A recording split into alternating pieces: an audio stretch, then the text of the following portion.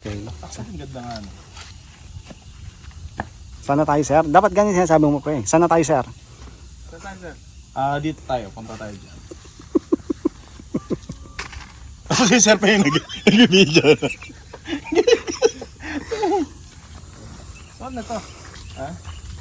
Ito yung Ito yung botanical garden. Greenhouse na tinatawag Greenhouse. natin. Kaya kulay green yan siya. Paliwanag mo. Basta ba siya o ano? Ang alin? Magkaiba ang kulay niya.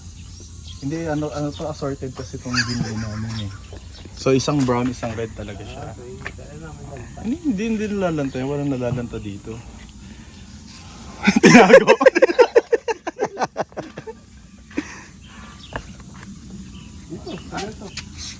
Tay, parang Parang mas maganda dun sa taas. Oh, pwede. Ano ba dito? Parang pavilion. So may office sa baril yan.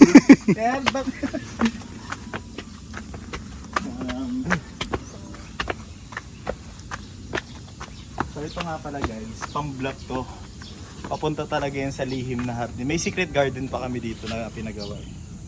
So nilagay lang namin na bawal pumasok dyan para ma-curious yung mga tao na pumasok dyan. Kasi siyempre mga Pilipino tayo, di ba? Kung anong bawal, yun yung gagawin papasukin. Pavilion. So yung landscape artist natin na kinuha, sinabi ko sa kanya, mahirap kasi yung